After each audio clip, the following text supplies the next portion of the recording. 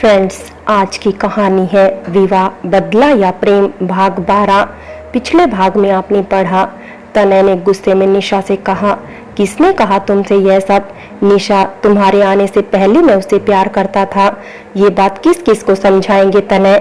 आज वो मुझे छू लेता तो मेरी रूह भी छलनी हो जाती, मैं खुद पर खुद मर जाती। तनय, निशा एकदम से कुछ सोचकर बोली। तनय भी एकदम से हैरान रह गया निशा की बात से, जैसे उसको बहुत जरूरी बात पता चली हो। अब आगे सुनिए ना, आप मुझे यह बता दीजिए, मैं आप पर बोझ हूं ना? मैं खुद जहर खा लूंगी, मैं जिंदगी ही खत्म कर लूंगी, मैं न मर जाऊंगी, आप फिर सुकून से रहना। अभी बात उसके मुंह में ही थी, तभी तनय की चीख कमरे में गूंज गई। निशा ने जब देखा, तनय का हाथ उठा हुआ था, लेकिन वो हाथ हवा में ही था, निशा को लगा नहीं था। आज यह बात अपने मुंह से निकाल दी। अगर आगे से तुम्हारे मुंह से ये बात सुनी ना मैंने, तो मुझसे बुरा कोई नहीं होगा। याद रखना, मैं समझता हूँ तुम डरी हुई हो, परेशान हो, लेकिन यह सब करके क्या होगा? खुद को चोट पहुँचाना चाहती हो तुम। निशा रोती रोती दीवार से जा लगी। क्यों तनय, मैं ही क्यों? जैसे उसने मुझे आज छुआ, आगे कोई और छुएगा? ऐसे ही कब तक बचाओगे मुझे? आखिर कब तक? और जब मुझे छोड़ देंगे? अभी बात उसके मुंह में ही थी, तनय ने उसका हाथ पकड़कर खींचा और अपने होठ उसके होठों पर रख दिए। तनय का हाथ निशा के सर पर था और वो एक हाथ से निशा के गालों को सहला रहा था। तनय उसको बहुत डीप किस कर रहा था और वो वाइल्ड होता जा रहा था। निशा ने आज से पहले कभी किसी को किस नहीं की थी, वो बस ऐसे ही किसी स्टैचू की तरह खड़ी थी। उसने जैसे ही अपने गुलाब जैसे होठ खोले, तनय ने अपनी टंग उसके मुंह में घुसा दी। अब वो किस फ्रेंच किस और स्मूच में बदल गई थी। निशा अभी भी वैसे ही खड़ी थी। तनय का किस करना उसको अजीब या गंदा नहीं लग रहा था, लेकिन उसको अलग सा एहसास हो रहा था। वो एहसास जो आज से पहले उसे नहीं हुआ। दिल में गुदगुदी सी हो रही थी। जब उसकी सांसें उखड़ने लगी, तब तनय धीरे से उससे अलग हुआ। निशा को एकदम करंट सा लगा। पहली बार तनय उसके इतने करीब था जब से शादी हुई थी। ये तो पहली बार था वो इंसान उसके इतने करीब था। तनय की खुशबू, तनय की छुअन, एक एक चीज निशा को दीवाना कर रही थी, जैसे उसको जिंदगी की खुशी मिल गई हो। तपती धूप में किसी ने बारिश की फुहार बरसा दी हो। उसके चेहरे पर अब शर्म की लाली थी। जो लाली इतनी देर पहले डर की थी, अब वो शर्म की थी। तनय उसे थोड़ा दूर हुआ था, पर पूरा नहीं। तनय के होठ उसके कान पर थे। निशा को उसकी गर्म सांसें अपने कान पर महसूस हो रही थी। तनय ने निशा की आंखों में देखा और धीरे से बोला, अब कोई नहीं कहेगा तुम्हें तुम्हारे पति ने तुम्हें छुआ नहीं। तनय ने निशा को देखकर कहा। निशा का चेहरा शर्म से झुका हुआ था। इससे पहले तनय कुछ और कहता, दरवाजे पर कोई था। तनय ने निशा को अच्छे से कवर किया और अंदर आने को बोला। सामने उसका ही दोस्त था जो उसको नीचे बुला रहा था। तनय ने उसको जाने को बोला, वो कहकर चला गया था। तनय अब निशा की तरफ पलटा। निशा को नीचे जाने के नाम से ही डर लगने लगा। उसके अंदर फिर से वही बेचैनी शुरू हो गई। वो कांपने लगी। उसको उस इंसान का सामना करते हुए डर लगने लगा। उसकी आंखों से आंसू बहने को तैयार थे। तनय ने जल्दी से उसका हाथ थामा। डरने की कोई बात नहीं, मैं हूँ तुम्हारे साथ में, किसी से भी मत डरो तुम, तनय ने उसकी आंखों में देखकर कहा। लेकिन निशा को वही सब याद आ रहा था। तनय ने उसका चेहरा अपने हाथों में लिया और बहुत ज्यादा प्यार से बोला, निशा, मैं हूँ ना तुम्हारे साथ में, तुम अकेली नहीं जाओगी, चलो तुम मेरे पास रहोगी, मेरे साथ रहोगी। और इस बार अगर उसने तुम्हें देखा, उसकी आंखें निकाल लूंगा। अब प्लीज शांत रहो, चलो मेरे साथ में। तनय ने उसको बहुत प्यार से समझाया, जिससे काफी हद तक वो समझ चुकी थी। निशा ने तनय का हाथ बहुत तेज पकड़ा और उसके साथ ही कदम बढ़ाने लगी। निशा ने एक बार भी इस बीच तनय को नहीं देखा था और न ऊपर देखा था। वो नजरें नीचे करके चल रही थी। जैसे जैसे वो नीचे बढ़ रहे थे, वैसे वैसे निशा की धड़कन बढ़ रही थी। उसका दिल पिंजरा तोड़कर बाहर आने को था। उसकी पकड़ तनय के हाथ पर कसती जा रही थी। नीचे दियांशी और उसकी माँ एक कोने में खड़ी थी। उनकी शक्ल देखकर ऐसा लग रहा था उन्हें यहाँ जबरदस्ती लाकर खड़ा किया हो। उनके चेहरे पर बोरियत बरस रही थी। एक साइड में तनय के दोस्त थे जो शिकार नजरों से डैनियल को देख रहे थे और डैनियल अधमरा सा पड़ा था। सारे नौकर सर झुकाए खड़े थे।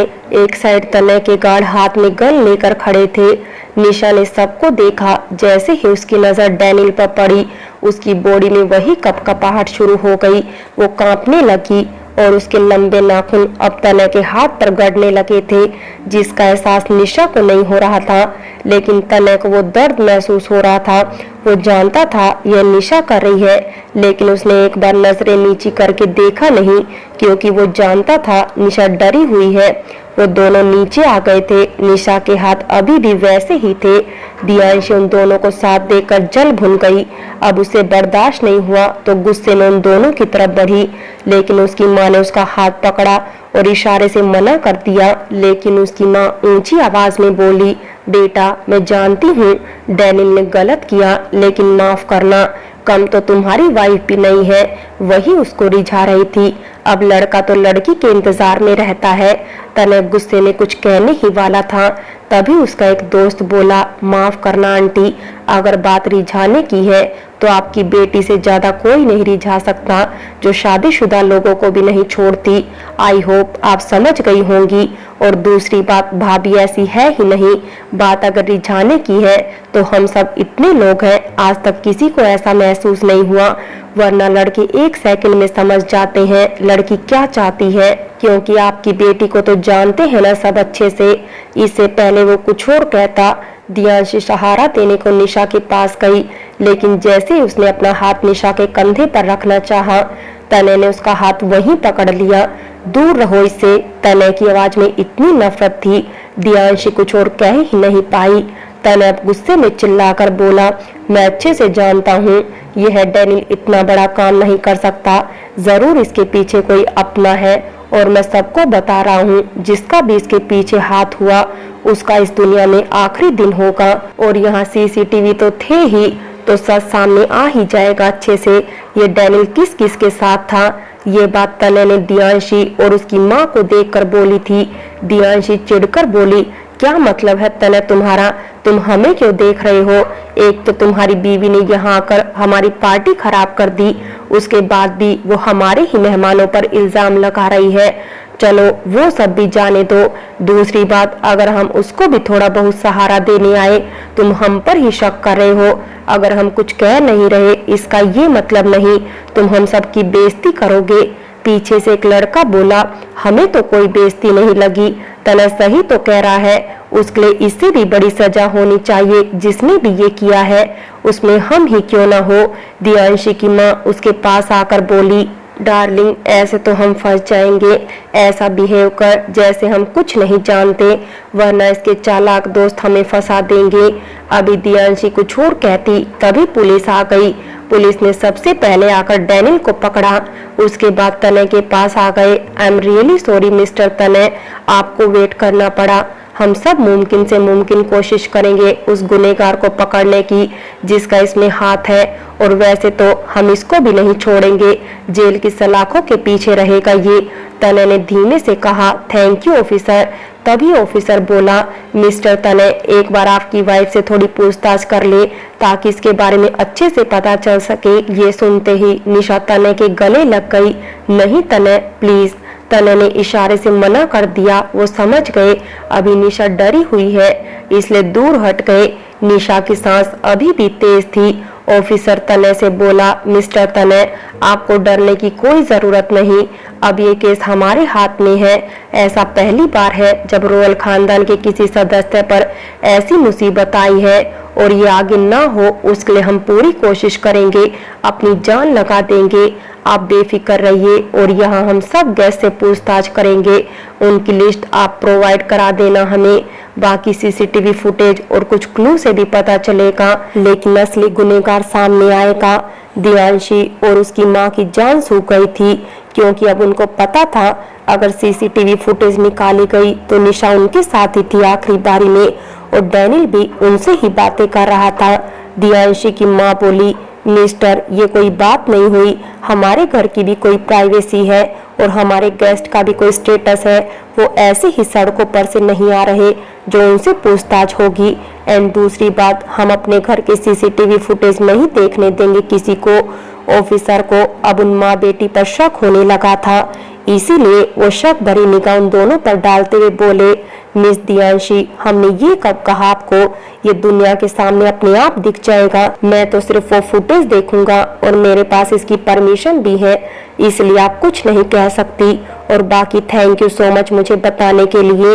ये हवा महल आपका है, क्योंकि अब मेरे पास वजह भी हो गई आपसे पूछताछ करने की, क्योंकि जाहिर सी बात है ये डैनियल वैसे तो जाएगा नहीं रूम तक, कुछ तो इसको भी पता होगा। अब दियांशी से बर्दाश्त नहीं हुआ, वो चीख पड़ी, व्हाट डू यू मीन कि हमने कुछ किया है? अगर हमारा घर है तो हम कुछ भी करेंगे। और तुम 2 कौड़ी के ऑफिसर, हिम्मत कैसे हुई तुम्हारी मुझसे ऐसे बात करने की? मैं अभी यहाँ के कमिश्नर को फोन करके तुम्हें सस्पेंड करा दूंगी। अब उस ऑफिसर को भी गुस्सा आया, मिस दियांशी, मैं ही कमिश्नर हूँ और आपको ऑन ड्यूटी पुलिस वालों से बदतमीजी करने के जुर्म में गिरफ्तार किया जाता है। जब तनय को लगा बात बढ़ जाएगी, उसको बीच में आना पड़ा। I am sorry officer, please आप जाने दीजिए, आप अपने इस डैनियल को यहाँ से लेकर जाइए, बाकी बातें आप मेरे ऑफिस में आकर करना। ऑफिसर भी समझ गया था उसने दियांशी से उलझना सही नहीं समझा, लेकिन उसका शक अब सिर्फ 2 लोगों पर था, वो था दियांशी और उसकी माँ पर, और वो जानता था उसको ये केस कैसे हैंडल करना है। पुलिस वालों ने डैनियल को उठाया और ले जाने लगे, लेकिन डैनियल जाते जाते निशा के पास रुक गया। निशा डर कर पीछे हो गई, लेकिन तनय ने उसको थाम लिया और उसको कसकर पकड़ लिया। तनय का हाथ उसके हाथ में था। डैनियल ने अजीब सी नजरों से निशा को देखा और हवस से बोला, कब तक मेरी जान, कब तक? आज तूने मुझे और भड़का दिया। जब तक तेरा शिकार न कर लूं, मैं चैन से नहीं बैठूंगा। तेरे इस मक्खन जैसे बदन को मैं छलनी ना कर दूं। अभी वो कुछ और बोलता, तनय ने एक जोरदार मुक्का उसकी नाक पर जड़ दिया और फिर से उसके सर पर वही खून सवार हो गया। उसने धीरे से घबराई हुई निशा को पीछे किया और लातों घूसों से डैनियल को मारने लगा। यू ब्लडी बास्टर्ड, तेरी हिम्मत कैसे हुई फिर से ये बकवास करने की? एक बार मार खाने से मन नहीं भरा, जो फिर से उलझने लगा। जिंदा नहीं छोड़ूंगा साले, तेरी गंदी आंखें उसकी तरफ उठने भी नहीं दूंगा। अपनी गंदी जुबान से उसका नाम मत लेना आगे से। तनय पागल हुआ जा रहा था, लेकिन अभी पुलिस वाले उसके पास आ गए। सर प्लीज, आप कानून को अपने हाथ में नहीं ले सकते, प्लीज इसको सजा हम देंगे, आप प्लीज रहने दीजिए। जबरदस्ती उसके दोस्तों ने उसको उससे अलग किया। यार तू पागल हो गया है क्या? अगर वो मर गया तो उल्टा हमारे ऊपर केस हो जाएगा, तो प्लीज तू जाकर भाभी को संभाल, इस कमीने का हाल खराब पुलिस करेगी, तू प्लीज परेशान मत हो। तनय को जबरदस्ती उसके दोस्तों ने डैनियल से दूर किया। तनय ने डरी सहमी निशा को थामा और सर पर हाथ फेरने लगा, शांत हो जाओ, वो तुम्हें देख भी नहीं पाएगा, मैं हूँ तुम्हारे साथ में। निशा तनय के सीने से चिपकी हुई थी और तनय उसको पकड़े खूंखार नजरों से डैनियल को जाता हुआ देख रहा था। पीछे दियांशी और उसकी माँ खुद की किस्मत को कोस रही थी। उन्हें लगा था आसानी से डैनियल एक रात निशा के साथ गुजार कर उसको बदनाम कर देगा और फिर दियांशी की एंट्री होगी उसके घर में, लेकिन यहाँ तनय ने पत्ता ही बदल दिया था। तनय ने घूरकर उन दोनों को देखा और निशा को गोद में उठा लिया। तनय एक नजर सबको देखकर आगे बढ़ गया। उसके गार्ड भी उसके पीछे पीछे जाने लगे। तभी दियांशी भागकर तनय के पीछे गई, लेकिन उसके गार्ड ने उसको रोक लिया। मैम, सर किसी से बात नहीं करना चाहते, प्लीज आप उनसे नहीं मिल सकती। तुम्हारी हिम्मत, तुम मुझे रोक रहे हो? उसके दोस्त भी तो गए हैं ना उसके साथ में। यस मैम, लेकिन जाते हुए सर ने आपको देखा है, इसका मतलब वो आपसे मिलना नहीं चाहते हैं। दियांशी जल्दबाजी में भूल गई थी, ये तनय का नियम था, वो अगर जाते जाते किसी को घूर कर जाए उसके गार्ड समझ जाते थे इस आदमी से तनय को दूरी बनानी है। फ्रेंड्स, बाकी की कहानी अगले भाग में देखें, और अगर कहानी अच्छी लगी हो तो लाइक करें, शेयर करें और प्यार भरी कहानी चैनल को सब्सक्राइब करें।